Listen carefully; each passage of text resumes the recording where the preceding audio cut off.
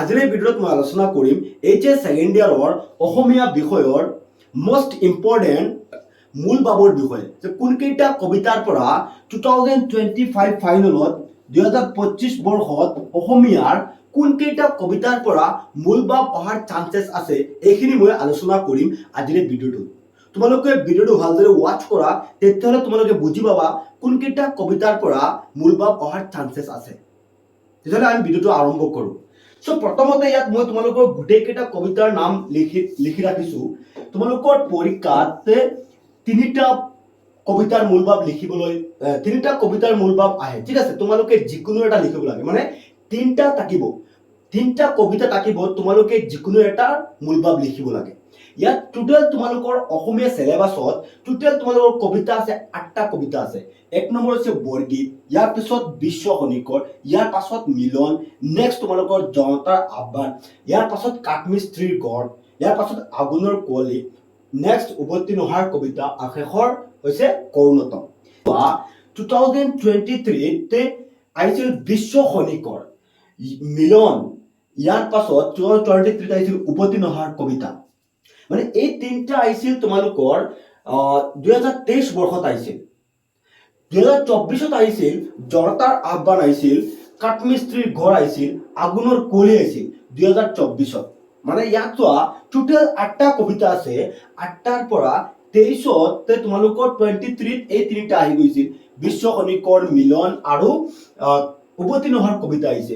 24 আহিছিল জনতাৰ আহ্বান আহিছিল, কাঠমিস্ত্ৰীৰ ঘৰ আহিছিল, আগুনৰ কুঁৱলী আহিছিল। এতিয়া চোৱা তোমালোকৰ চোৱা কৰুণতম আৰু বৰগীতৰ পৰা এতিয়ালৈকে তোমালোকৰ মূল বাব অহা নাই।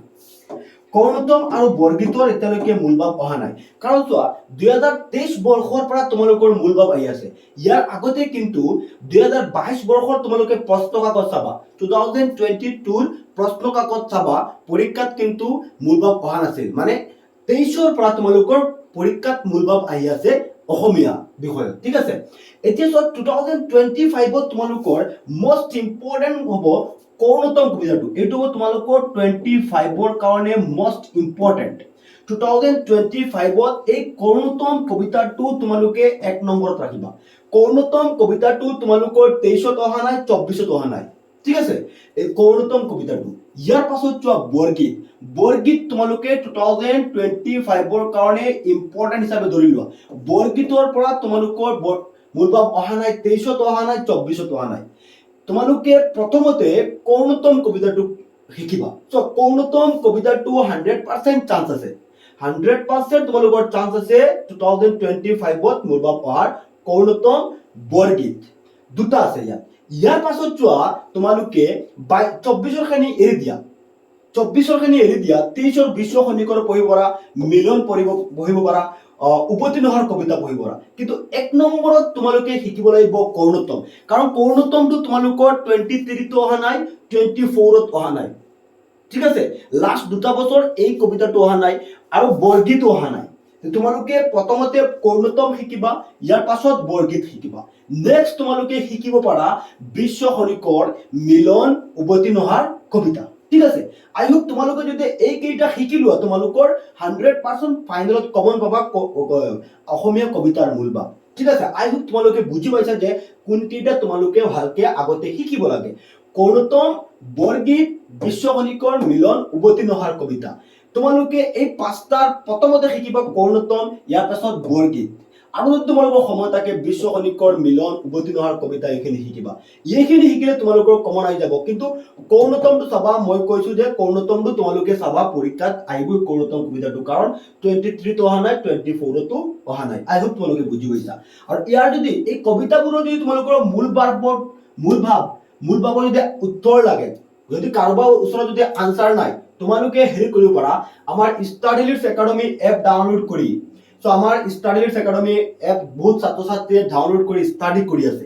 তোমালোকৰ মাজত যদি কোনোবা এতিয়ালৈকে ডাউনলোড কৰা নাই, ইনষ্টল কৰা নাই, প্লে ষ্টৰত গৈ ষ্টাডি লিডছ একাডেমি সাৰ্চ কৰি তোমালোকে ডাউনলোড কৰিব পাৰা, বা এইটো ভিডিঅ' ডেসক্ৰিপচনত আমাৰ এপৰ লিংক দিয়া আছে, তোমালোকে ডাউনলোড কৰি ল'বা, ঠিক আছে। বা কিবা যদি অসুবিধা হৈছে ডাউনলোড কৰোতে, স্ক্ৰীনত আমাৰ নাম্বাৰ দিয়া আছে, আমাৰ লগত যোগাযোগ কৰিবা, ঠিক আছে। এপটো ডাউনলোড কৰি তুমি ইয়াত চেট আছে, চেটত মোক SMS কৰি ক'বা যে ছাৰ আছামিজ কবিতাৰ মূল বাবৰ PDF টো দিব লাগে, অসমীয়া কবিতাৰ মূল বাবৰ PDF, আছামিজ কবিতাৰ মূল বাবৰ PDF। মই তোমালোকক এই আনসাৰ কেইটা মই পঠিয়াই দি দিম যে মূল বাব কোন কেইটা ইম্পৰ্টেন্ট, তোমালোকে আনসাৰ কেইটা পাই যাবা। ইয়াত মই ভিডিঅ'টোত আনসাৰ কেইটা ডিসকাস কৰা নাই কাৰণ ভিডিঅ'টো বহুত দীঘল হৈ যাব। তাত তোমালোকে PDF পাই যাবা, PDF ৰ পৰা তোমালোকে শিকিব পাৰা বা PDF ৰ পৰা তোমালোকে লিখিব পাৰা। ইয়াৰ পাছত তোমালোকৰ যদি কোনোবা আমাৰ কোৰ্সত যদি জয়েন হ'ব বিচাৰা, এই যে সেকেন্ডাৰত ক্লিক কৰিবা। ইয়াত এই যে সেকেন্ডাৰত ক্লিক কৰিলে চাবা আমাৰ ইয়াতে ইংলিশ, আসামিজ, পলিটিক্যাল, এডুকেশন এইবোৰ আমাৰ কোৰ্স আছে। এই যে সেকেন্ডাৰৰ বহুতো ছাত্ৰ ছাত্ৰী আমাৰ লগতে সংযোগ স্থাপন কৰি ষ্টাডি কৰি আছে। তোমালোকৰ যদি ইম্পৰ্টেন্ট কোৱেশ্চন আনসাৰৰ প্ৰয়োজন হয়, ইংৰাজী হওক, অসমীয়া হওক, পলিটিক্যাল হওক, এডুকেশন হওক, তোমালোকে আমাৰ কোৰ্সত জয়েন হ'ব পাৰা। কোৰ্সত জয়েন হতে তোমালোকৰ কিবা অসুবিধা হলে আমাৰ চ্যাট আছে, চ্যাটত তোমালোকে SMS কৰিবা বা স্ক্ৰিনত নাম্বাৰ আছে, আমাৰ লগত যোগাযোগ কৰিবা। ইম্পৰ্টেন্ট কোৱেশ্চন আনসাৰ পাই যাবা ফাইনেলৰ কাৰণে। স্পেশালি যিসকল ইংৰাজীত উইক, ইংৰাজী মানে মুখস্থ কম হয়, তোমালোকৰ কাৰণে আমি স্পেশাল কিছুমান নোটছ আমাৰ এপত আপলোড কৰিছো ইংলিছ কোৰ্সটো। ধৰি লোৱা তোমালোকৰ কিছুমান চেপ্টাৰ আছে, এটা আনসাৰ শিকিলে হয়, 20টাৰ তোমালোকৰ লং কুৱেশ্চন আহে, আমি তোমালোকৰ দুটা চেপ্টাৰৰ পৰা লং কুৱেশ্চন দুটা দিম। এই দুটাৰ পৰা তোমালোকৰ ফাইনেল পৰীক্ষাত আহিবই। কাৰণ তোমালোকৰ চোৱা এইবাৰ তোমালোকৰ ইংৰাজীৰ দা এনিমিৰ পৰা এনিমি যিটো চেপ্টাৰ আছে, এনিমিৰ পৰা লং কুৱেশ্চন অহাৰ চান্সেস আছে। কাৰণ যোৱা বছৰ দা এনিমি চেপ্টাৰটো লং কুৱেশ্চন অহা নাই। আমি মাত্ৰ এটা আনসাৰ প্ৰস্তুত কৰিছো দা এনিমিৰ লং কুৱেশ্চন। তোমালোকে যদি এইটো শিকি লোৱা তেতিয়াহ'লে 7 মাৰ্ক তোমালোক কমন আহি যাব। এনেকুৱা বহুতো চেপ্টাৰ আছে আমি মিলাই ৰাখিছো, তোমালোক আমাৰ ইংলিছ কোৰ্সতো জয়েন হ'ব পাৰা। সেইটো মই কৈ দিলো যাতে তোমালোকে দৰকাৰ হলে আমাৰ লগত কোৰ্সত জয়েন হৈ ষ্টাডি কৰিব পাৰা। আৰু আমাৰ মেইন টপিকটো আছে আছামিজ কবিতাৰ মূল বাব। নিশ্চয় তোমালোকে বুজি পাইছা কোনটো শিকিব লাগে আগতে। Thank you for watching.